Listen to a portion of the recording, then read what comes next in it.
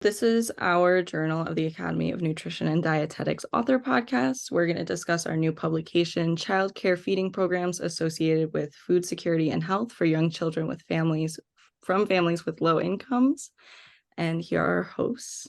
Hi, I'm Diana Cutts. I'm a general pediatrician at Hennepin County Medical Center and co-lead PI at Children's Health Watch. And I'm Stephanie Ettinger de Cuba. I'm the executive director of Children's Health Watch. Thank you guys for joining. It's great to be here. Yes, thanks for having us. Stephanie, maybe we can start by talking about what motivated us as we conceptualized and did this work. Yeah, I think it really grew out of actually the whole mission of Children's Health Watch.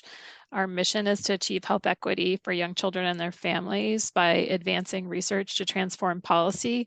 And our group is really interdisciplinary. We have pediatricians, child health researchers, policy experts. So I think it really came from that mix of expertise that we took on this study because we were really aware of the really essential and foundational role that nutrition plays in the healthy growth and development of young children. And also because we know that many young children spend really significant numbers of hours in and get the majority of their meals in childcare.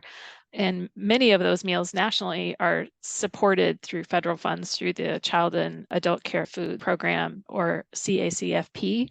And given what we all observed during the pandemic with really widespread childcare disruptions, we just felt like it was really important to understand the role of childcare in providing meals that could support both child and family health. You know, and as I think about the origins of the work, I think too, part of it was a recognition that more research needs to be done about aspects of childcare that really haven't been well described. Mm-hmm. We know there's some benefit in terms of the pre-academic part, but who have we really looked at the nutritional benefits potentially, or the benefits on health of quality childcare? And this whole issue of child care and how important it is for young women and families is one that this work helped us to focus on. Yeah, I definitely think that's right. It plays such an essential role. And I think this study really helped us, as you say, delineate that. We found that young children attending childcare settings that were likely participating in CACFP, where those meals were being actually provided, were more likely to be food secure. So that was a household benefit, that the children were more likely to be in good health, and that these young children were also less likely to need to be hospitalized after they visited an emergency department compared to similar children also in childcare, but whose meals were coming from home. And so I think we thought a lot about how those benefits extended beyond just the young children themselves and extended to their families through maybe reductions in stress of, having to provide food, but also to society as a whole through those potentially really significant healthcare cost savings. Yeah, and I think too, the opportunity to talk about policy and a funded program and the needs of that program to achieve these kinds of benefits that really haven't been described very well will hopefully help policymakers as they think about a federal program like CACFP. And, it's got a ripple effect that we can actually describe in this work. Yeah, I think that's such a good point. I think there has been some work on CACFP, but it is interestingly one of the programs that is less studied compared to other big federal nutrition programs. And it really felt like we could potentially fill a gap that way, because there has been some work. We're looking at CACFP and its relationship to food security, and then also to young children's nutrition, eating habits, and also healthy weight trajectories. But there really isn't any other work that's looked at health more globally, and certainly not healthcare utilization. So that felt like a unique place that we could bring some information that would be useful to federal policymakers for sure. So maybe at this point, it'd be good for us to sort of describe the guts of the research and what it was we did. Great. Stephanie, you want to go ahead? Yeah, sure. So maybe just a little bit about Children's Health Watch sort of process. We're a group that interviews caregivers of very young children, so kids under the age of 4 seeking medical care for their children in emergency departments or primary care clinics.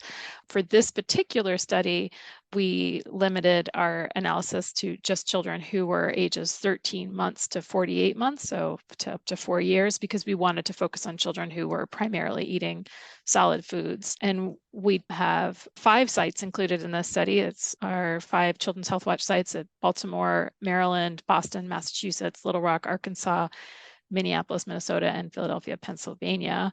And the data are from January 2010 to March 2020, so just when the pandemic hit, and we have then these 10 years, almost 10 years of data. But because we are conducting a survey with research assistants that is directed directly at parents, it's hard to ask directly about CACFP because most parents actually don't know whether their child care provider participates in CACFP or not, because the benefit runs through the provider themselves, not through the family.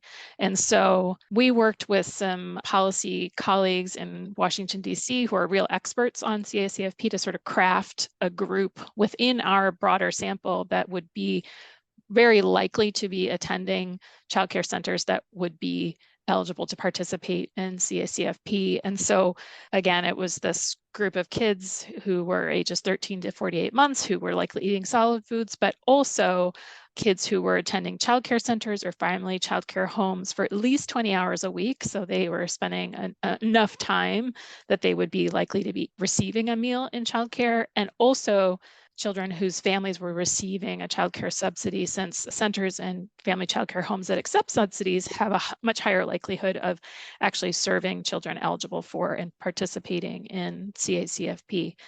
And then from there, we created 2 groups based on where they were getting their meals from. So either they were getting their meals supplied by the child care provider, which was our proxy for CACFP eligible providers, or they were getting meals supplied by the caregiver, usually a parent, which was our proxy for CACFP ineligible providers. So just to recap, all of the kids were in childcare, all of the kids were in the, sort of key age range, all of the kids receiving a childcare subsidy, but we were looking at the 2 different meal sources as our comparison groups.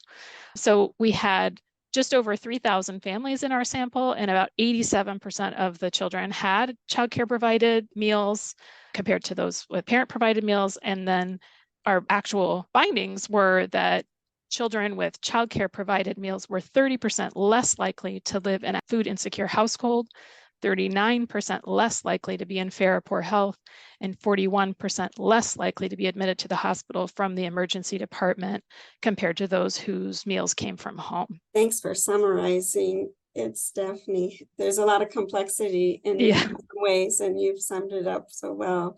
But the findings, I think the kinds of statistical findings of the 30%, 39%, 41% less likely to experience food insecurity, poor health, or admission to the hospital are really some bigger numbers maybe than we expected.